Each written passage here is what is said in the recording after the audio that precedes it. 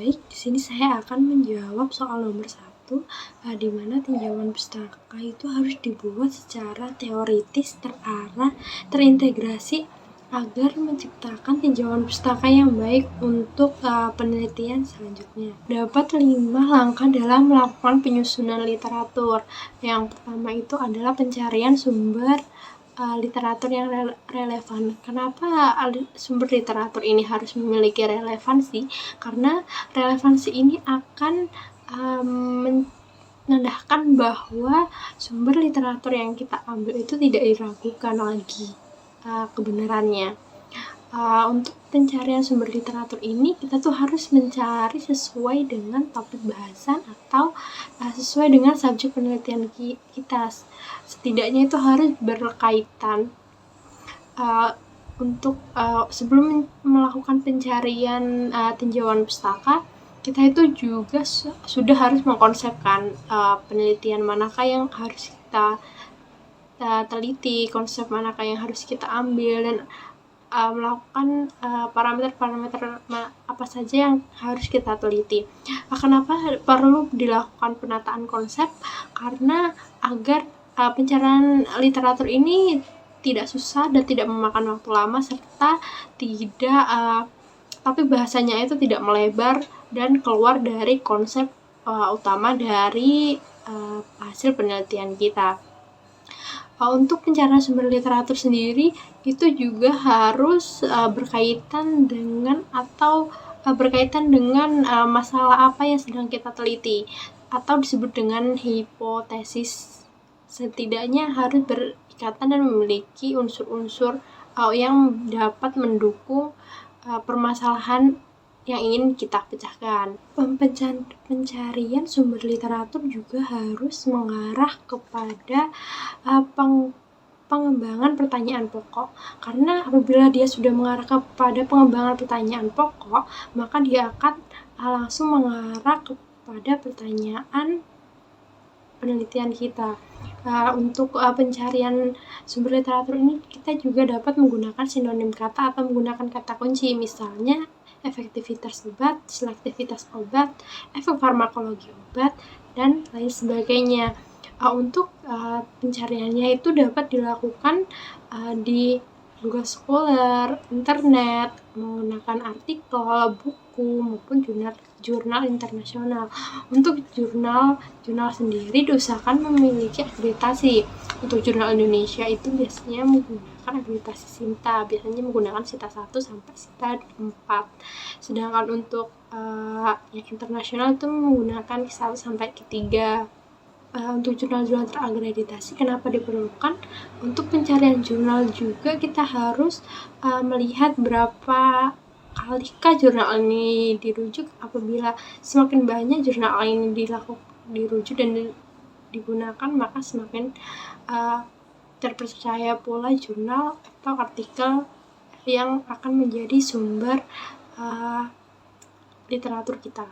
Untuk masalah yang sering muncul dalam pencarian sumber literatur yang relevan, ini tuh biasanya tidak dilakukan pengecilan konsep, sehingga kita tuh cenderung mencari literatur yang tidak terkait dengan subjek penelitian, atau lebih mengarah ke arah yang lain. Misalnya kita ingin membahas tanaman herbal yang memiliki potensi alkaloid yang tinggi, sehingga dapat dijadikan sebagai salah satu antioksidan yang baik. Tapi dalam pencarian sumber literatur kita tidak membahas tentang antioksidannya, tapi kita lebih mengarah kepada ke arah jamu. Misalnya jamu ini tuh terfokus kepada potensi tanaman ini sendiri. Yang kedua yaitu evaluasi sumber. Evaluasi sumber ini di mana biasanya kita itu dituntut untuk melakukan analisa dari sumber-sumber yang sudah kita cari, yang ingin kita jadikan sebagai tinjauan pustaka. Di mana tinjauan pustaka yang kita peroleh itu harus memiliki teori, konsep, serta kesimpulan yang sesuai dengan konsep atau subjek penelitian kita. Kita mencari hubungan antara sumber jurnal satu dengan sumber jurnal lainnya, dimana kita tuh mencari kesenjangannya apabila kesenjangan antara literatur satu dengan literatur lainnya. Sumber ini juga berkaitan dengan kredibilitas dari sumber-sumber tinjauan pustaka, dari berapa kalikah jurnal itu dilakukan perujukan atau digunakan. Karena pentingnya penelusuran sumber literatur ini agar terhindar dari plagiarisme. Masalah apakah yang sering muncul dalam evaluasi sumber ini? Biasanya itu banyak digunakan mungkin jurnal-jurnal yang tidak terakreditasi dengan baik, sehingga itu akan menurunkan hasil dari tinjauan pustaka yang akan dilakukan untuk dasar penelitian nantinya. Tahapan yang ketiga yaitu menganalisis tema, perdebatan, serta kesenjangan. Di mana dari hasil sumber literatur yang kita peroleh, kita melakukan analisa tema apakah ini sudah sesuai dengan topik subjek penelitian kita ataukah belum. Setidaknya itu harus tersistematis dan memiliki kesinambungan. Kesenjangan ini itu berarti apakah metode penelitian ini itu sudah dilakukan sebelumnya atau merupakan metode baru, serta kesenjangan ini juga menandakan apakah metode yang digunakan ini memiliki kelebihan atau kelemahan, sehingga dari sinilah kita dapat menghasilkan tinjauan pustaka yang lebih baik sesuai dengan tema atau konsep yang ingin kita lakukan penelitian.